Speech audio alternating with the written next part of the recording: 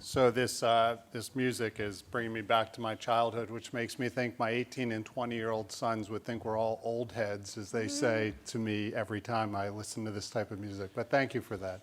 So medical therapy should start right after Crohn's surgery. So why should we even debate this? Why should we start treatment after an ileocecal resection in Crohn's disease? I've shown this slide at conferences, but in case you have not seen it before, I think this illustrates an understanding of immune-mediated diseases in a very interesting way. So if you look at the red arrow on the left, you have a patient who has an ileocecal resection. You've essentially wiped their slate clean. We know that if you move to the right with time, very early, within the first week or two, if you biopsy the normal-looking neoterminal ileum, there's already histologic evidence of Crohn's.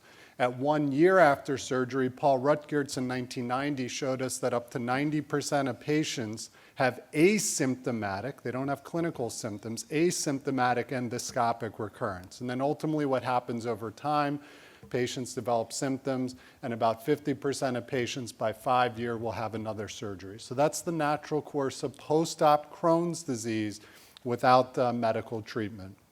So we could stop the debate here and agree that post-op Crohn's is common and medication should be started after surgery, but the question is which medicine? And I'm going to skip just to the table on anti-TNF. In your syllabus, I included other data with some of the other treatments, but to the talk that just came before us, just to summarize, it's interesting what Gil showed in terms of 30% response in SONIC. About 35% of post-op studies with thiopurines were effective. So 35%, about a third of patients did respond.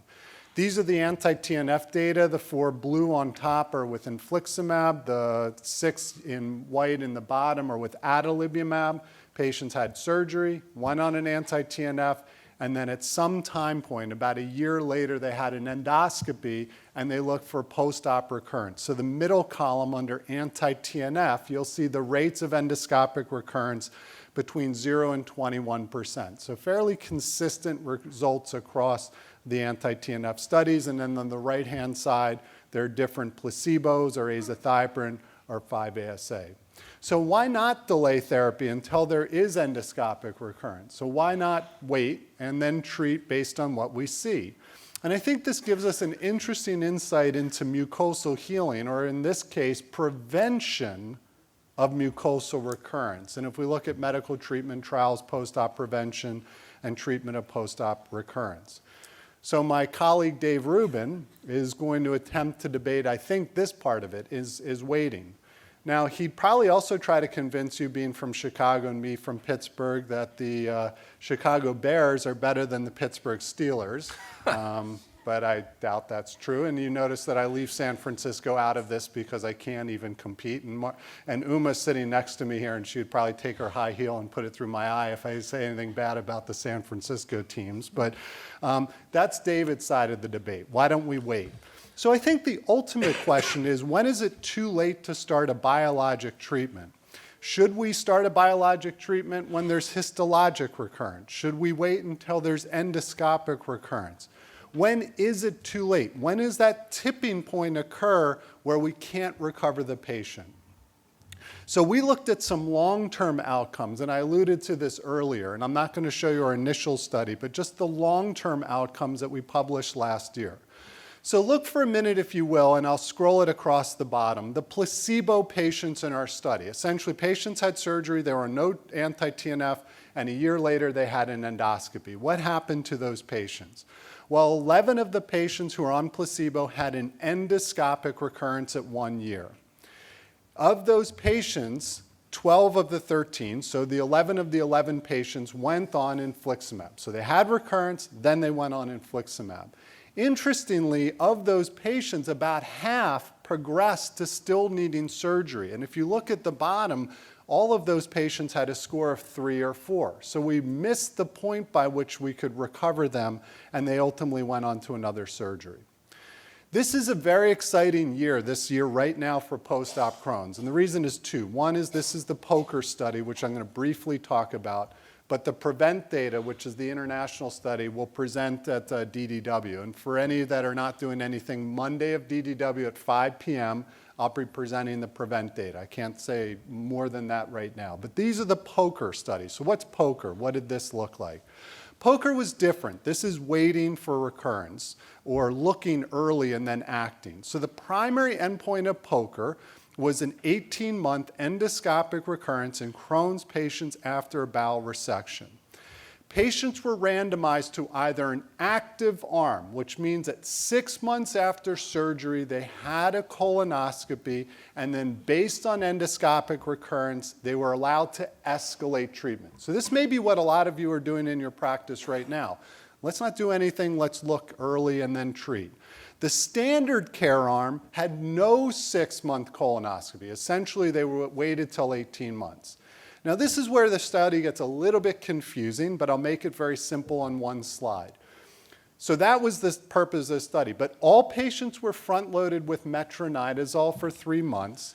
They also took risk factors into account. So they didn't just say, don't go on any treatment. They said, if you're a high risk for recurrence, they started them on azathioprine or 6-MP. If they had been on that and were intolerant or failed it, they were allowed to go on adalimumab. So essentially a prevention with adalimumab study. Low risk, meaning they didn't have perforating disease, they weren't smokers, and they didn't have more than 2 surgeries. Low risk went on no treatment. And again, they were either scoped at 6 months, that was considered active arm, or they waited till 18 months. So this is, again, just a picture of how this study was done. I've already mentioned it already, but the primary was the top box is no endoscopy, wait 18 months. The very bottom is endoscopic intervention, and then act on what you see and escalate treatment. So the bottom line from the study is that 49%, so on the left-hand side, the blue and kind of pink bars, active care, these are people who had a 6-month colonoscopy and then escalated treatment. Interestingly, 49% of patients who had a 6-month colonoscopy, escalated treatment, still at the end of 18 months had endoscopic recurrence, which you could argue half full, half empty, depending on how you look at it. The right-hand side, standard care, no 6-month colonoscopy, take your best guess on how you treat them, then wait, 69% had endoscopic recurrence. What this means is that they saved 18% of patients by doing an early colonoscopy. That was statistically significant. That's the bottom line from POCER if you haven't seen these data.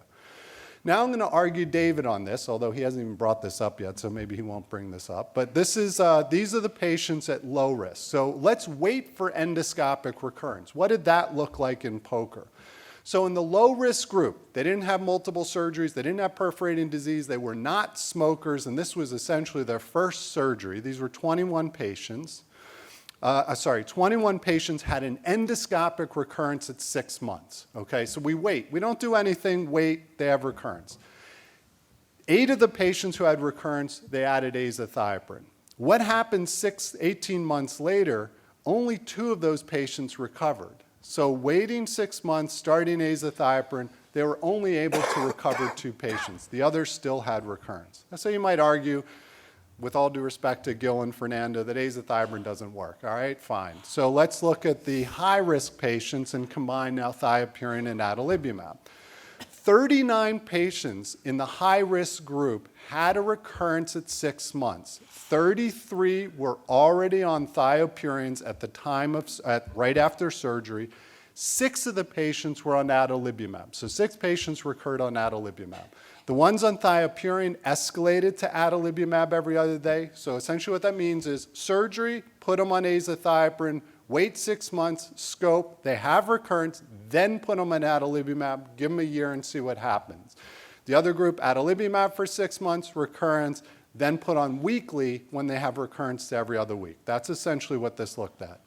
So interestingly, only 16 patients overall were able to improve, only 13 that went from thiopurine to adalimumab, and only 3 of the patients who went from every other week to weekly. So there might be some problems in waiting. What does this mean conversely? The remission rates at 18 months, and just look at the high-risk group, the remission rates at 18 months were at best 50%, But the thiopurine group that was treated, then added adalimumab, the remission rate at 18 months was 39%. So only about 40% of patients were able to recover remission by waiting, scoping, and adding adalimumab to thiopurine. So I think Ashwin hit it on the head. An optimum treatment strategy for management of post-op Crohn's probably lies between passively waiting until recurrence occurs in all patients before resuming therapy and aggressive upfront biologics. I'm going to skip to the end, except to say that I will concede, if you look at this as the Olympic medals, the bronze medal goes to the SONIC study in terms of mucosal healing. 44% of SONIC were able to heal the mucosa. I'll give Dave Rubin the silver medal. And the patients that waited for an anti-TNF because of endoscopic recurrence, then went on anti-TNF, the rates of remission at best on the data we have are up to 58%. However, let's look at the patients that are high risk who we treat from the start with therapy with an anti-TNF. We're able to prevent endoscopic recurrence. So I'm going to probably end there because I'm out of time. I will just tell you, and I won't show this because I've showed this before, that this algorithm, interestingly, despite POCER and despite the PREVENT study, the way I treat post-op Crohn's disease has not changed, which is kind of interesting. I made this slide in 2009, and despite all the data that's come out, I still treat post-op Crohn's the same way. Thank you very much.